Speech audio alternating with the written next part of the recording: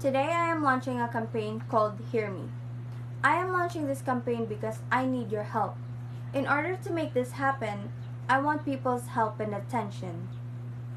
In this campaign, we wanted to empower as many men and women, girls and boys to be advocates for change. We don't just want to talk about it, we need to do something about it.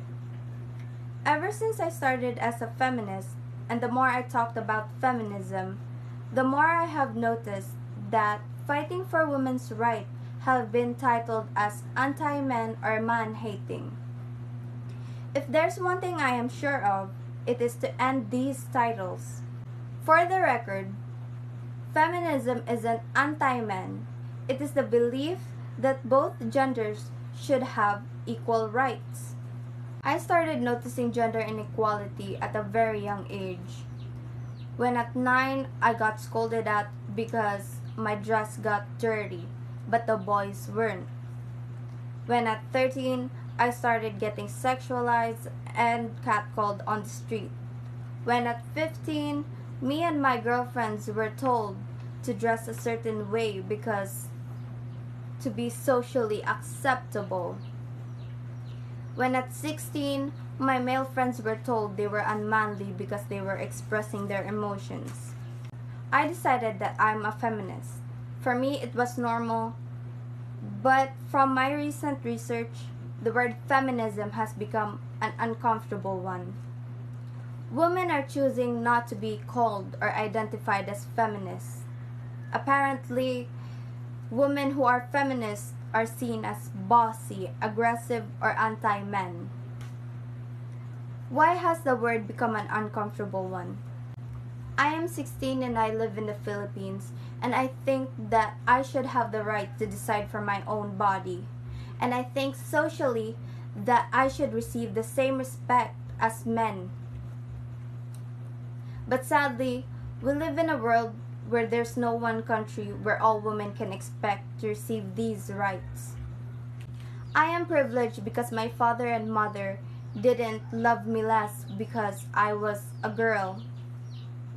They taught me to speak up or fight back whenever I felt uncomfortable. Not because I was a girl, but because I had to. If you still hate the word feminism, the word doesn't matter. What matters is the ambition and the meaning behind it. Because not all women are privileged with the same rights I have received with my parents. I have watched a lot of protests about women's rights, and I have watched a lot of speeches about women's rights. But what stood out for me was there are only a few male audiences. How can we be heard if half of it isn't listening? Men, I would like to invite you. I would like to hear from you, and I would like for you to hear from us. Gender inequality is also your issue. I've seen at a very young age where boys are told, only girls cry. I have seen a lot of boys suffer from expressing their true emotions because they fear it would make them less of a man.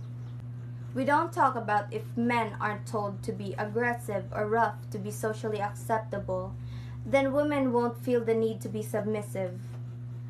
If men won't have the need to control, then women won't be controlled by men. Both men and women should feel free to be sensitive and emotional, to be strong individually. It's time to see gender on a spectrum and not two sets of opposite ideals. If we stop putting our hands to our throats, we all can be freer. And this is Hear Me is all about.